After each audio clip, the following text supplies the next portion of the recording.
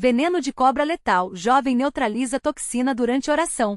Era uma tarde de sábado, dia 12 de março de 2022, quando o irmão Lucas, então com 23 anos, decidiu ajudar seu pai na roça, como fazia desde criança. A família morava em uma pequena propriedade rural no interior de Goiás, onde o trabalho na terra era parte da rotina. O sol estava forte, mas o vento suave amenizava o calor. Lucas, sempre disposto, seguia adiante com a enxada, enquanto seu pai, irmão João, cortava alguns galhos secos mais à frente. A paz daquele lugar, onde só se ouvia o canto dos pássaros e o barulho das folhas, fazia com que os pensamentos se voltassem para Deus.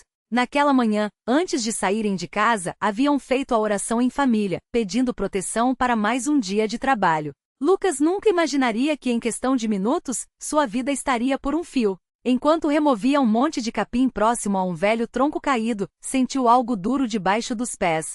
Antes que pudesse reagir, uma dor aguda e queimante atravessou seu tornozelo direito. Ele deu um salto para trás e, ao olhar para baixo, viu uma cobra cor de palha com manchas marrons, se arrastando rapidamente para dentro de um buraco entre as pedras. Seu coração disparou. Ele conhecia aquelas cores, aquele formato de cabeça triangular.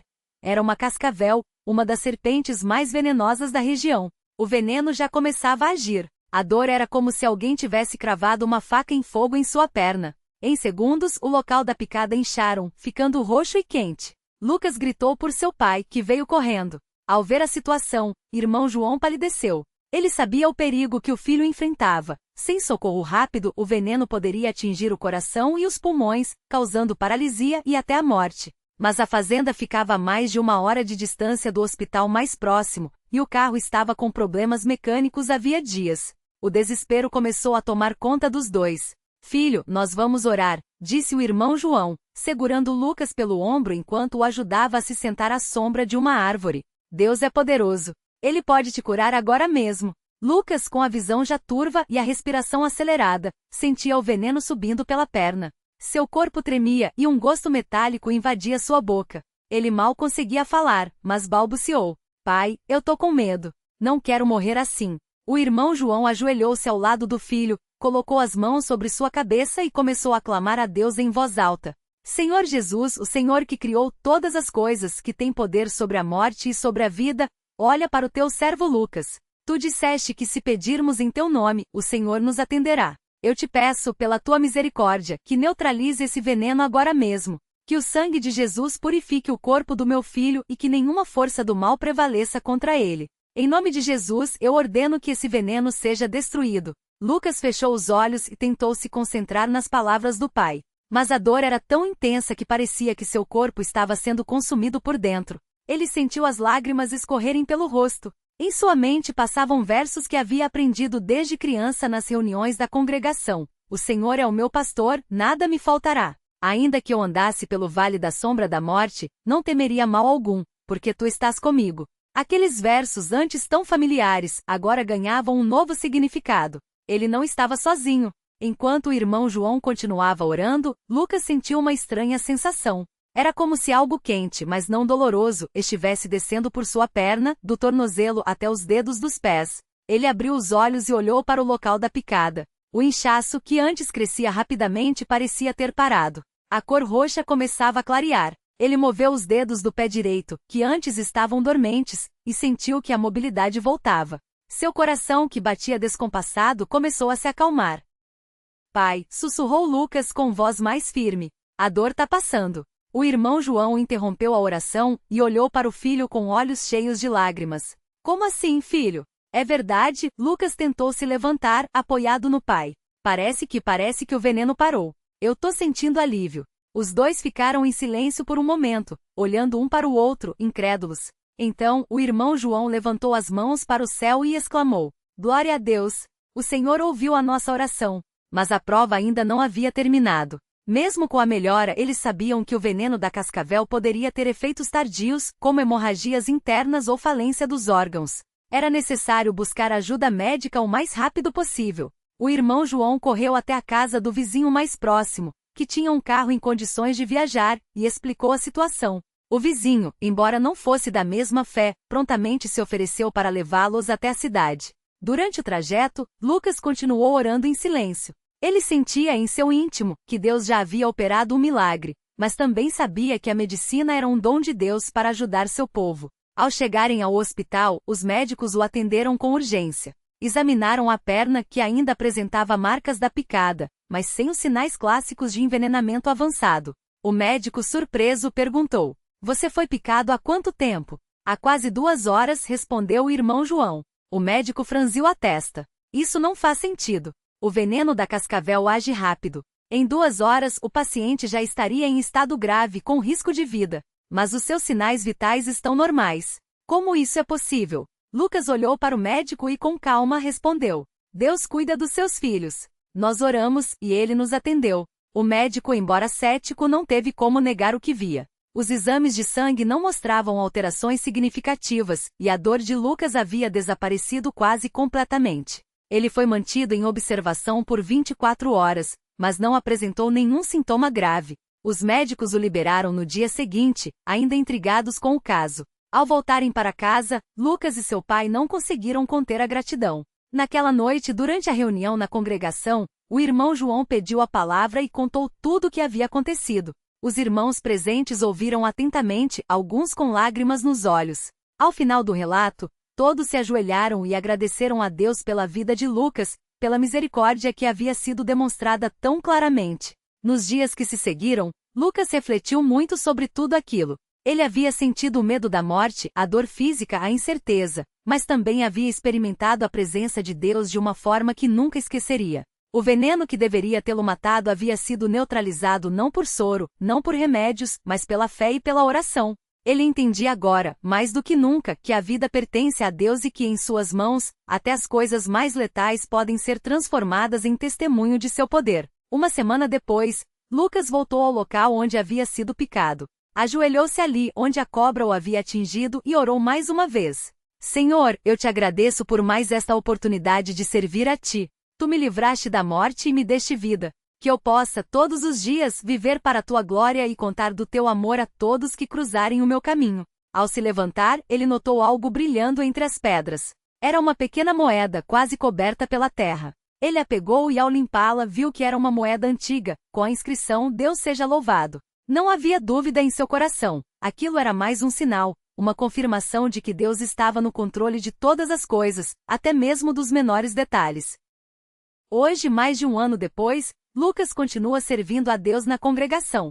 Sempre que tem oportunidade, ele compartilha seu testemunho, não com orgulho, mas com humildade, sabendo que foi a mão de Deus que o sustentou. Ele aprendeu que nas horas mais escuras, quando tudo parece perdido, é ali que Deus se revela com maior poder. E que a oração não é apenas um ato de fé, mas uma arma poderosa contra as forças do mal. Que este relato sirva de encorajamento a todos os que passam por provações. Deus não mudou. Ele ainda ouve, ainda responde, ainda opera milagres. Basta confiar nele, como fez o irmão Lucas, e veremos a glória do Senhor se manifestar em nossas vidas. A ele seja toda a honra, toda a glória e todo o louvor, pelos séculos dos séculos. Amém. Lucas não guardou aquele sinal apenas para si. Na primeira reunião de jovens da congregação, ele colocou a moeda sobre a mesa de estudos e contou tudo o que havia acontecido, desde a picada até o momento em que a encontrou. Os irmãos ouviram em silêncio, alguns com lágrimas nos olhos, outros com as mãos postas em oração. Um deles, o irmão Mateus, que sempre teve medo de animais peçonhentos, se levantou e disse com voz trêmula: "Irmão Lucas, eu confesso que se fosse comigo teria duvidado. Mas agora vejo que Deus não só livra, como também nos ensina a confiar nele em tudo, até nas coisas que mais tememos." E foi assim que aquele pequeno objeto se tornou um símbolo entre os jovens daquela região. Sempre que alguém passava por uma prova difícil, lembrava-se da moeda e da história por trás dela. Alguns até faziam cópias em papel, escrevendo "Deus seja louvado", e guardando no bolso como lembrete de que não importa a luta, a vitória já está garantida no nome de Jesus. Mas a vida de Lucas não ficou livre de provas depois daquele milagre. Alguns meses mais tarde, ele começou a sentir dores fortes nas pernas, justamente no local onde a cobra o havia picado. Os médicos, após exames, disseram que poderia ser uma reação tardia ao veneno, algo raro, mas possível. As dores eram tão intensas que às vezes ele mal conseguia caminhar até a congregação. Foi então que a irmã Clara, uma serva de Deus conhecida por sua fé inabalável, o chamou à parte após um culto e disse: "Lucas, você já venceu a morte uma vez. Por que agora vai duvidar? Deus não te livrou só para te abandonar depois. Vamos orar juntos, e você vai ver a glória dele mais uma vez. E ali mesmo, no pátio da igreja, ela impôs as mãos sobre os joelhos de Lucas e começou a clamar em voz alta: Senhor Jesus, tu que saraste os leprosos, que fizeste o coxo andar e o cego ver, toca agora neste teu servo. Não permitas que o inimigo se glorie desta dor. Em nome de Jesus, ordeno que toda toxina, toda memória deste veneno saia do corpo do irmão Lucas, como saíram as doenças daqueles que te buscavam com fé. Lucas sentiu algo estranho acontecer. Era como se uma corrente quente percorresse suas pernas, desde os pés até a cintura. Ele caiu de joelhos não de dor, mas de alívio. Quando se levantou, as dores haviam desaparecido completamente. Os médicos, ao reexaminá-lo dias depois, não encontraram nenhuma anormalidade. Mais uma vez, Deus havia confirmado sua palavra. Mas o Senhor não parou por aí. Certo dia, enquanto Lucas ajudava na limpeza do templo, um irmão mais velho, o irmão Antônio, aproximou-se e lhe contou que sua filha, ainda criança, havia sido picada por uma aranha venenosa. A menina estava com febre alta e o local da picada inchado. O médico havia dito que se a toxina se espalhasse poderia ser fatal. O irmão Antônio, com lágrimas nos olhos, pediu: Lucas, você que já passou por isso, ora por minha filha. Eu não tenho palavras, só dor. Lucas não hesitou. Foi até a casa da família, onde a menina, de apenas 6 anos, estava deitada, gemendo de dor. Ele se ajoelhou ao lado da cama, pegou a mãozinha dela e começou a orar com a mesma fé que havia recebido. Pai Celestial, tu que ouviste o clamor deste teu servo quando eu estava à beira da morte, ouve agora o choro desta criança. Não é pela nossa justiça que pedimos, mas pela tua misericórdia.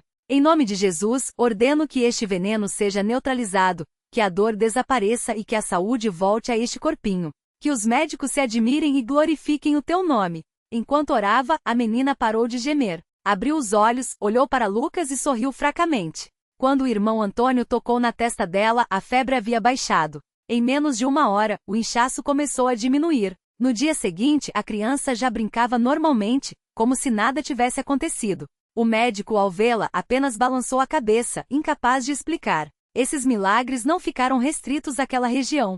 A notícia se espalhou entre as congregações vizinhas, e muitos começaram a buscar a Lucas não como um homem especial, mas como um instrumento de Deus. Ele, porém, sempre desviava a glória. Não sou eu, irmãos. É o mesmo Deus que operou em mim, em vocês, em todos os que creem. A única diferença é que eu aprendi a não desistir de clamar, mesmo quando tudo parece perdido. E foi assim que, em uma das visitas a uma congregação distante, Lucas conheceu o irmão Daniel, um homem que havia perdido a fé após a morte de sua esposa. Ele chegará ao ponto de deixar de frequentar as reuniões, até que certo domingo, sentindo um vazio no coração, resolveu voltar. Foi então que ouviu o testemunho de Lucas. Como você pode dizer que Deus é bom depois de tudo que eu passei? Perguntou Daniel com amargura. Lucas não respondeu com palavras, mas com uma pergunta. Irmão, você já tentou falar com Deus sobre essa dor? Não como um queixa, mas como um filho que precisa do pai. Daniel ficou em silêncio. Naquela noite, pela primeira vez em meses, ele se ajoelhou e derramou seu coração em oração. Não pediu que Deus trouxesse sua esposa de volta, mas que lhe desse forças para seguir em frente. E aos poucos a paz começou a voltar. Não de uma vez, mas como um rio manso que vai enchendo o leito seco. Hoje Daniel serve na congregação como diácono, e sempre que pode, ele repete as palavras que Lucas lhe disse. A fé não é a ausência de dor, mas a certeza de que Deus está no controle, mesmo quando não entendemos. Enquanto isso, Lucas continua sua jornada. Às vezes, ainda sente um formigamento nas pernas, como um lembrete da batalha que travou. Mas agora ele sabe que aquilo não é uma marca de derrota, e sim um sinal de que Deus o escolheu para ser uma testemunha viva de seu poder. Em uma das últimas reuniões de oração, ele compartilhou algo que havia aprendido. Muitos pensam que a fé é só para os momentos de paz, mas é nas provas que ela se fortalece. Quando a cobra me mordeu, eu poderia ter desistido. Quando as dores voltaram, poderia ter duvidado. Quando vi a dor dos outros, poderia ter me calado. Mas Deus não nos chamou para sermos espectador, e sim para sermos guerreiros. E um guerreiro não baixa as armas, mesmo quando a batalha parece perdida. E assim, a história de Lucas se tornou mais do que um relato de um milagre. Virou um exemplo de que quando entregamos nossas fraquezas a Deus, Ele as transforma em força. Que quando clamamos em meio à tempestade, Ele acalma os ventos. E que quando pensamos que tudo acabou, é justamente ali que Ele começa a agir. Que este testemunho chegue aos corações que precisam de esperança. Que aqueles que estão sendo provados hoje saibam que Deus não se esqueceu deles. Ele está ouvindo cada oração, cada suspiro, cada lágrima. E no seu tempo perfeito Ele responderá, não do jeito que queremos, mas do jeito que precisamos. A Ele que é fiel, que cumpre suas promessas, que nunca nos abandona, seja toda a honra, toda a glória e todo o louvor, agora e para sempre. Amém.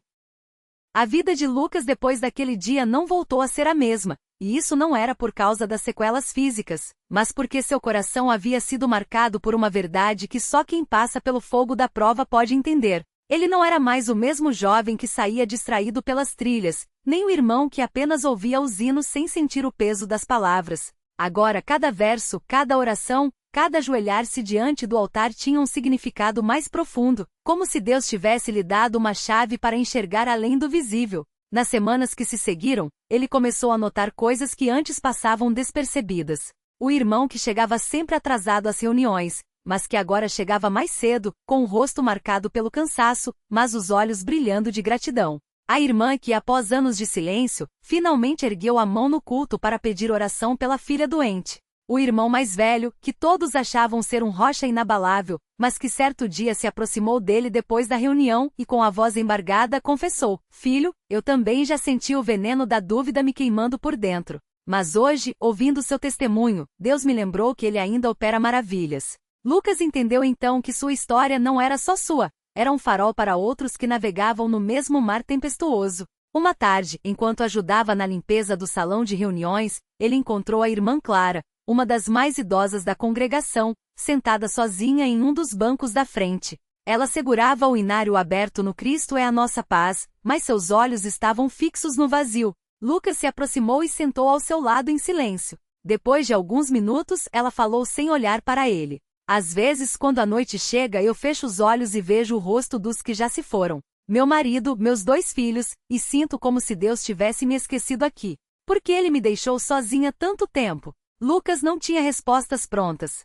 Não era um ancião, nem um pregador. Mas ele sabia o que era sentir o peso de uma pergunta sem resposta. Então fez o que aprendeu a fazer melhor, orou. Não com palavras bonitas ou frases decoradas, mas com o coração partido junto ao dela. Senhor, a irmã Clara está aqui, e o Senhor sabe o que ela sente. Ela não está pedindo explicações, ela está pedindo a tua presença. Como o Senhor esteve comigo na hora do veneno, esteja com ela agora na hora da saudade. Dá a ela a certeza de que mesmo quando a solidão aperta, o Senhor não solta a mão dela. Em nome de Jesus. Quando terminou, Clara ainda não tinha sorrido, mas suas lágrimas haviam secado. Ela apertou a mão de Lucas com uma força surpreendente para seus anos e disse: obrigada, filho.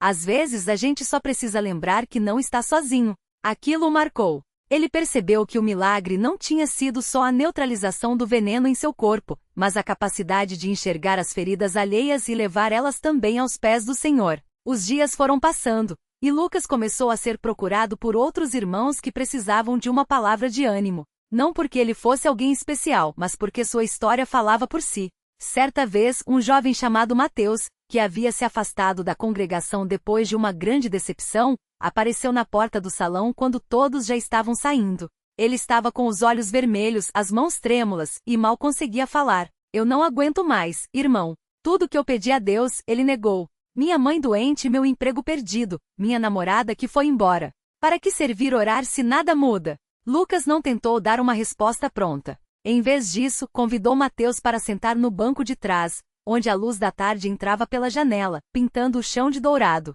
E então ele contou algo que nunca havia compartilhado com ninguém. Você sabe que depois que a cobra me mordeu, eu passei 3 noites sem dormir direito? Porque toda vez que eu fechava os olhos, via aquela cena de novo. E uma voz dentro de mim dizia, e se Deus não tivesse ouvido? E se você tivesse morrido? Eu tinha medo de que, se duvidasse por um segundo, tudo desmoronaria. Mas então, numa madrugada, enquanto eu chorava no meu quarto, senti uma paz tão grande que não dava para explicar. Não era porque minhas dores tinham passado, elas ainda doíam. Não era porque eu tinha todas as respostas, porque não tenho até hoje. Era porque, pela primeira vez, eu sabia que Deus não estava me observando de longe. Ele estava comigo na dor. Mateus baixou a cabeça. Não havia mais revolta em seus olhos, apenas um cansaço profundo. Mas e se eu não sentir essa paz, Lucas? Então você vai continuar clamando até sentir. Porque Deus não é um pai que vira as costas para o filho que chora. Às vezes a resposta demora, mas a presença dele não. Eles oraram juntos ali mesmo, com Mateus chorando como uma criança, e Lucas sentindo o mesmo peso que sentirá na noite em que quase perdeu a vida. Mas dessa vez, não era veneno que corria em suas veias, e sim uma certeza: Deus não salvou sua vida para que ele ficasse em silêncio. As provas não pararam para Lucas. Pouco tempo depois, ele perdeu o emprego. Não por incompetência, mas porque a empresa onde trabalhava fechou as portas de repente. Mais uma vez a dúvida bateu à porta: será que Deus permite isso depois de tudo o que passei? Mas dessa vez ele já sabia o que fazer. Em vez de reclamar, ele se ajoelhou e disse: Senhor, o Senhor sabe do que eu preciso antes mesmo de eu pedir. Se tiraste isso de mim, é porque tens algo melhor. Dá-me forças para confiar, mesmo quando não enxergo o caminho. E o caminho apareceu. Não da forma que ele esperava, não foi um emprego melhor, nem um salário maior. Foi uma oportunidade de ajudar o irmão João, que estava doente e não conseguia mais trabalhar em sua pequena oficina. Lucas começou a passar as manhãs lá consertando móveis, aprendendo o ofício e à tarde, visitando os irmãos mais idosos para ver se precisavam de algo. Não era um trabalho glamuroso, mas era um trabalho com propósito. Certo dia, enquanto consertava uma cadeira velha na oficina, o irmão João, fraco mas com os olhos brilhando, disse: Você sabe, Lucas, que essa cadeira era da minha mãe. Ela sentava aqui todos os dias para ler a Bíblia. Agora, você está consertando ela para que minha filha possa usar. Isso é o que Deus faz conosco. Pega nossas coisas quebradas e as transforma em algo útil de novo. Lucas segurou o martelo com mais força. Aquilo era mais do que um conselho, era uma confirmação. Deus não o havia livrado da morte para que ele vivesse uma vida comum. Ele o havia livrado para que em cada detalhe, em cada serviço, em cada palavra, o nome do Senhor fosse glorificado. As reuniões de oração se tornaram ainda mais especiais para ele. Não que antes não fossem, mas agora ele entendia o valor de cada amém proferido em união, de cada mão estendida sobre a cabeça de um irmão que pedia socorro. Uma noite, enquanto oravam pela irmã Lúcia, que estava com uma doença grave, Lucas sentiu algo que não conseguia explicar. Era como se o Espírito Santo estivesse lhe mostrando que a batalha não era apenas contra a enfermidade, mas contra o desânimo que queria roubar a fé daquela família. Quando a reunião terminou, ele se aproximou do marido da irmã Lúcia, o irmão Paulo, e disse: Irmão, eu não sei o que Deus vai fazer, mas sei que Ele não nos deixa sozinhos. Quando minha mãe ficou doente anos atrás, eu orava todos os dias pedindo a cura. Ela não sarou como eu queria, mas Deus me deu uma coisa que eu não havia pedido: a certeza de que mesmo na dor, Ele está no controle. O irmão Paulo o olhou com olhos cheios d'água. Mas e se ela não melhorar, Lucas? Então a gente vai continuar orando até o último suspiro, porque a nossa esperança não está só nesta vida. Está na promessa de que um dia não haverá mais dor, nem morte, nem separação. E até lá, a gente confia.